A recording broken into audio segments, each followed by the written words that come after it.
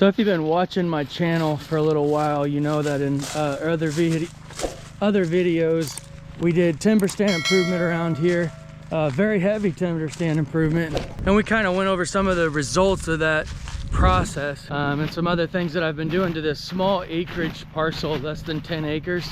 We're making significant strides in, you know, getting more wildlife in the area, seeing a lot more deer, seeing a lot more turkey, and we're seeing a lot more plants and whatnot kind of coming up.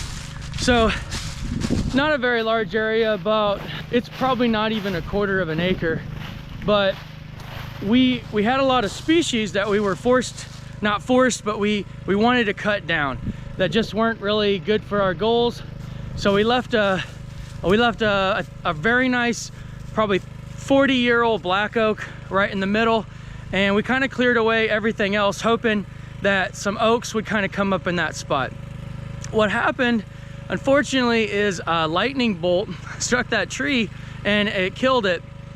And so unfortunately, it was like so bad that it was not salvageable. It ended up breaking, so the top was open. We knew it was gonna rot. So we ended up cutting that down and splitting it up for firewood.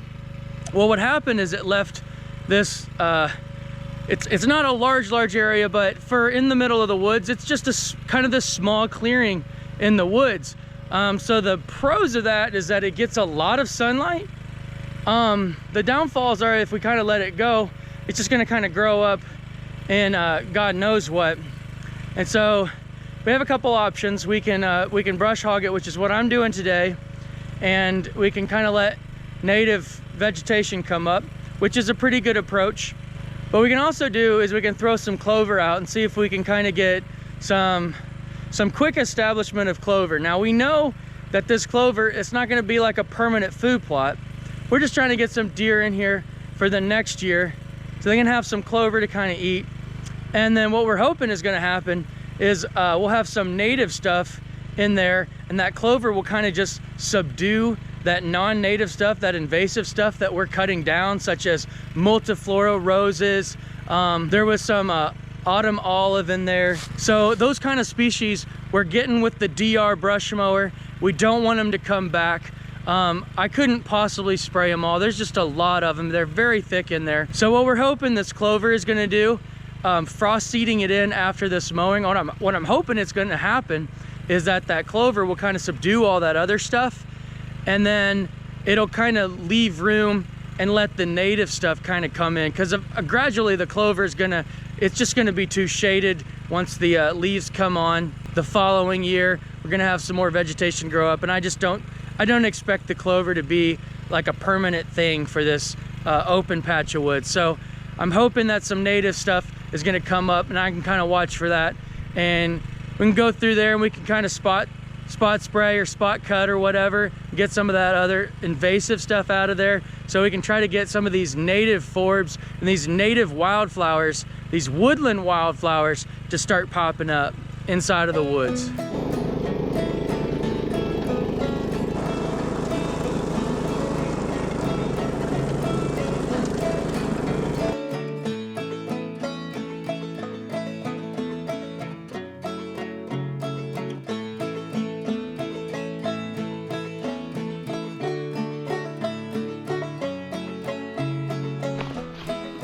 So we got the area cleared with the DR brush mower. That thing does a really nice job of just clearing just everything out of the way, besides stumps, and then of course pretty good sized saplings will really do a number on it. But for the most part, the thing does a really good job of clearing brush in the forest and taller grass and whatnot. So anyway, it's the middle of the day. It's about 11 o'clock, and as you can see, we've got a ton of sunlight through here. This clover is going to have plenty of sunlight. It needs, I think, for like 4 to 6 hours, I think is what they recommend for clover.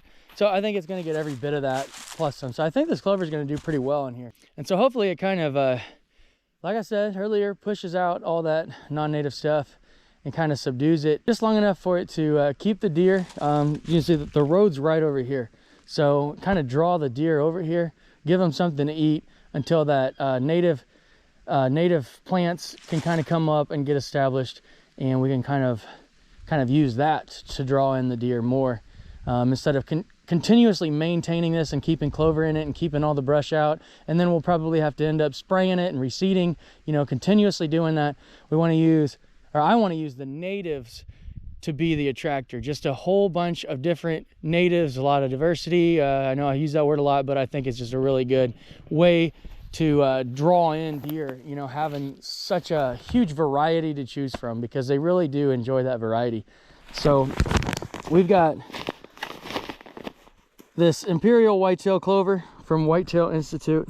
It's a pretty popular one. I have used it in the past, pretty happy with it. So it says with golden jumpstart clover for fast initial growth. And you can spray a rest on it. I will not be spraying a rest on it. I don't want to spray anything.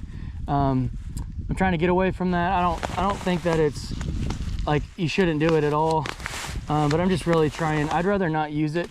You know, my kids are running around here all the time and stuff, and I always have my kids with me. And to be honest, I just really don't even want to have those chemicals in my truck, you know. That's just my personal thing. You can do whatever you want, but that's just my personal thing. I'm not telling you that I think it's going to kill you or it's going to give you cancer and all that other stuff. That's just my personal desire to not want to use it. But this stuff is approved for it, so I'm just going to go through here and I'm going to put it on pretty thick to get it open here, and I'm just going to hand spray it. I had a little, like a little hand spreader, but I didn't bring it, and this stuff has the blue coating on it, so I'd rather not touch it with my hands again. But I do want to get it planted bad enough, so I'm just going to go ahead and bite the bullet, and just going to spread it out by hand, wash my hands real good afterwards, and hopefully that coating will help it do well in here. So I don't know that this is necessarily the best clover. We'll try it out, but it was the only one that was in a small quantity. I didn't want to buy a big bag, so we're just going to go ahead and spread this out on the forest floor here, really thick. Again, expecting lots of freezing and thawing, and that's when I've had best results with frost eating clover. Lots of freezing, lots of thawing. The ground freezes, it gets wet, it kind of sucks in everything that's on top. These little clover seeds, they kind of just fall into those little tiny cracks and into the mud and sink in, and they do a pretty good job. Frost eating clover, I feel like, for me anyway, has been really high success.